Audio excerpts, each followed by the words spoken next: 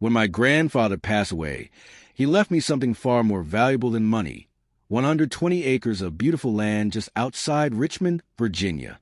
It had been in my family for over 70 years, and I planned to restore the old farmhouse and maybe build a small cabin for weekend trips. Everything seemed straightforward until I visited the property for the first time. As I drove down the dirt road, I froze. Right in the middle of my land were two massive luxury mansions. They looked brand new, complete with swimming pools, expensive landscaping, and paved driveways. At first, I honestly thought I had taken the wrong turn, but after checking my GPS, my survey map, and every property marker I could find, the truth became impossible to ignore. Those mansions were sitting on my land. I immediately contacted the local homeowners association. The HOA president, Linda Brooks, sounded completely unconcerned.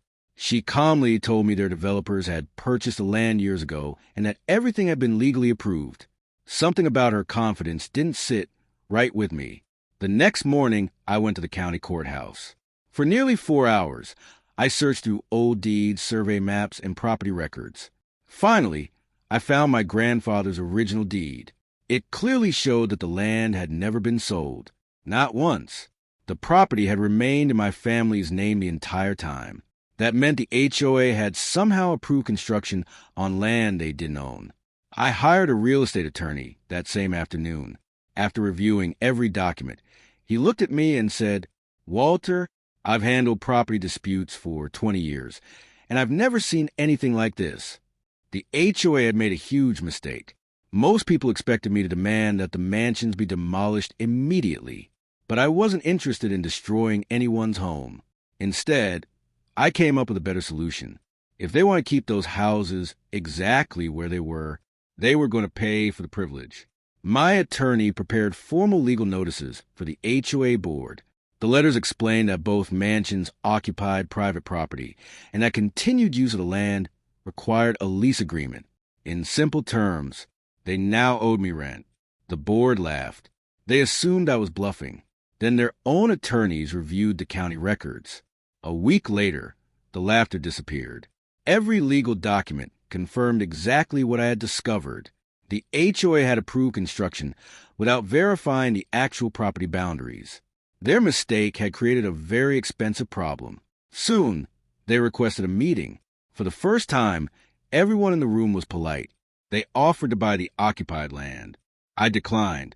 Then they offered a larger amount. I declined again. Finally, my attorney presented another option. The HOA could lease the land beneath both mansions. They would make monthly rent payments while the homeowners continued living there. It wasn't revenge. It was simply compensation for the use of private property. After several weeks of negotiations, the HOA accepted. Legal contracts were signed.